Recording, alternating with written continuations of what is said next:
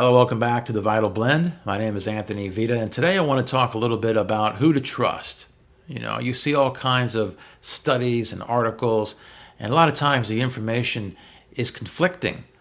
That's one thing that I found after I got my health back on track and I became very curious and started doing a lot of research. And then when I decided that I was going to write a book, I really found a lot of conflicting information about what to eat and what not to eat and everything. For example, something like meat. You'll have one person telling you that meat is essential, that as human beings we need meat. It's very, very important. And then you'll have another doctor that'll tell you that there's nothing about meat that we need. There's just nothing there for us. And that we should either limit it or we shouldn't have it at all.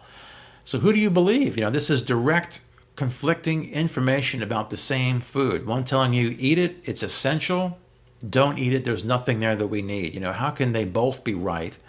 Or how could they both be wrong? What's going on here?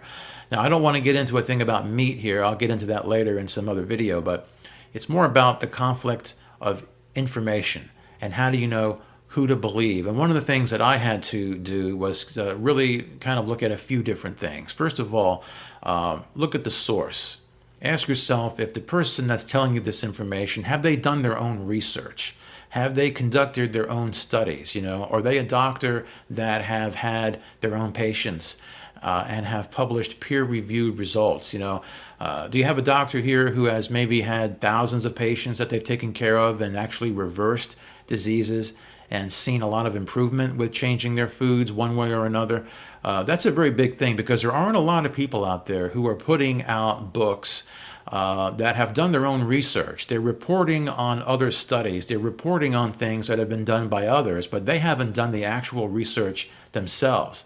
And that's a major thing because if I come to you and I tell you, look, I've had thousands of patients and I changed their food this way and they reversed this and they got better by doing this, that carries a lot more weight to me than somebody telling me, you know what, I read about this study and I've seen these studies and this shows and that shows, but I have not been involved in any of these. I'm just telling you what I've seen. Big difference there. And then you start getting into, okay, well, looking at these particular studies that are floating out there, who's funding them? That's the other thing that you have to really take a look at is who's behind these, because you could have the dairy industry or the pharmaceutical industry make their own studies. They fund studies all the time.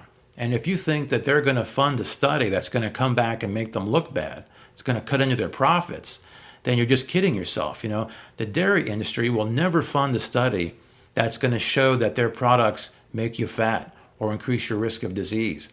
They're going to fund the ones that downplay anything and play up some of the minor benefits. They're going to tell you that you need calcium to build stronger bones, but you won't see any studies that come out and say that, drinking all that fat, increases your risk of heart disease or increases your risk of cancer.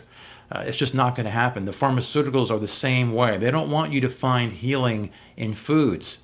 They want you to keep taking pills.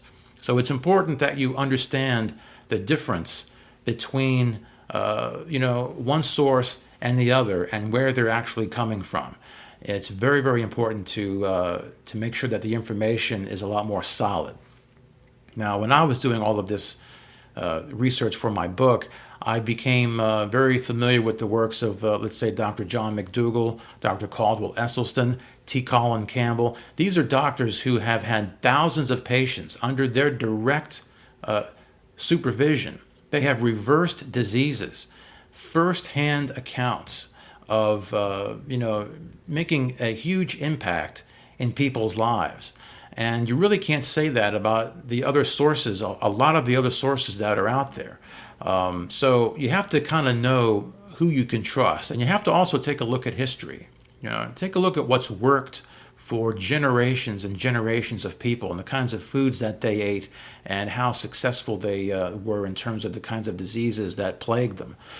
So history, time is a great way to look at information too, as to what has worked over a long period of time. So just some things I want you to think about when you're reading and you're trying to say, well, what's right or what's wrong. Go to the source, ask yourself some questions. If they've done their own work, who's funding it, and you'll find that the answers get a lot more clearer. I want to know what you think. Who do you trust?